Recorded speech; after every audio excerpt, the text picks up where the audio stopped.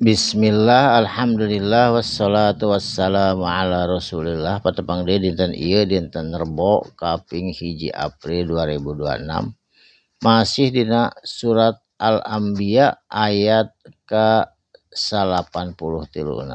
A'udzubillahi minasyaitonirrajim. Bismillahirrahmanirrahim. Wa taqatta'u jeung dipotong-potong, digata atau ditek-tekan. Naon amrohum tina perkara agama maranehanana.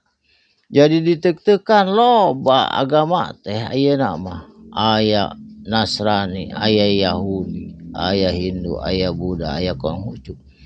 Padahal di Nabi Adam nama agama mah hiji, nyaeta agama tauhid ka Allah Subhanahu wa taala. Bainahum di antara manehanana ditek-tekan. Samalah dina bainahum di antara Islam oge. Jadi mang pirang-pirang golongan Islam anu kumanehna wa taqatta'u ditek-tekan, dipotong-potong jadi golongan-golongan firqah nu saja.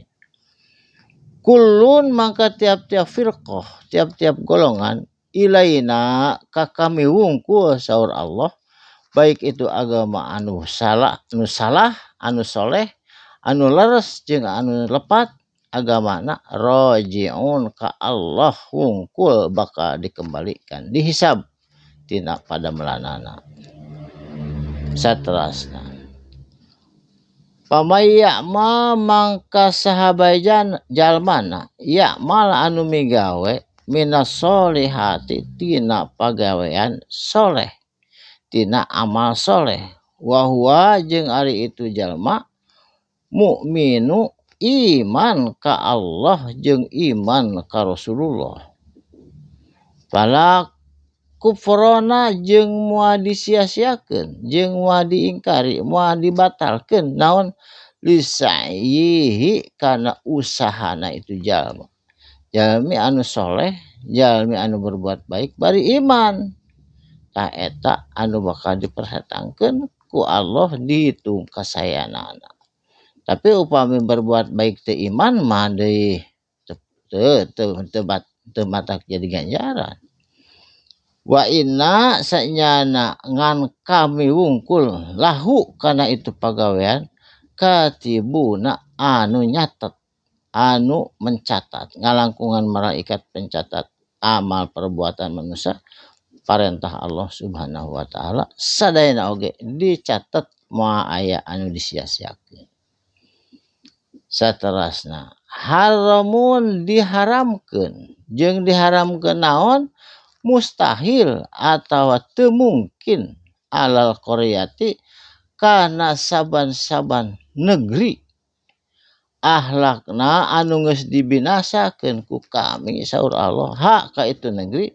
Contohna kaum Sodom, kaum Ad, kaum Samud jeung sajabana eta annahum sanyana ari itu jalma-jalma anu geus terbinasa, anu geus maraot la yarji'una moal bisa balik deui ka dunya, moal bisa tobat da geus maot. Ayeuna mah nandangan kasedihan we di yaumil akhirat.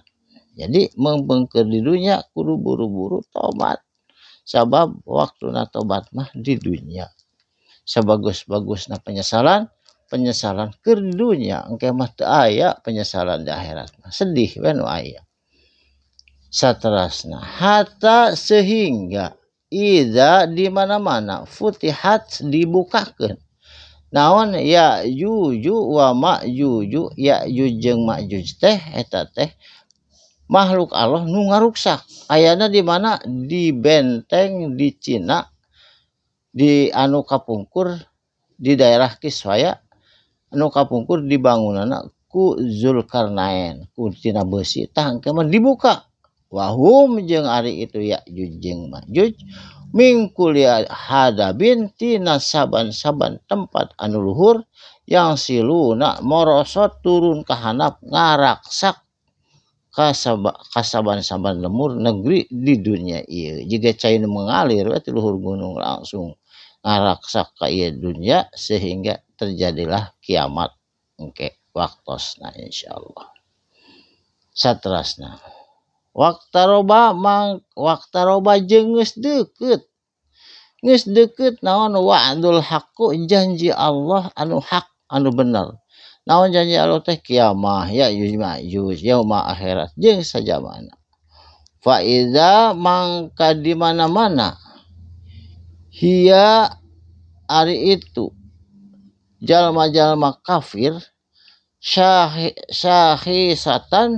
syahisatun terbelalak naon absaru pandanganana matana terbelalak alladzina kafaru nyaeta jalma-jalma anu kafir ya wailana bari pokna kitu aduh cilaka abdi ayeuna qad kuna saenyana bukti abdi sadayana fi ghaflatin dina kaayaan lalai hingga datang kiamat teu karasa min hada tina ieu janji Allah nyaeta poe kiamah bal kunna tetepna ari abdi sadayana ieu bukti zalimina kalebet jalma-jalma nu zalim ceuk umat kafir bari menyesal sabab waktuna kiamat mah teu aya kesempatan di jang tobat.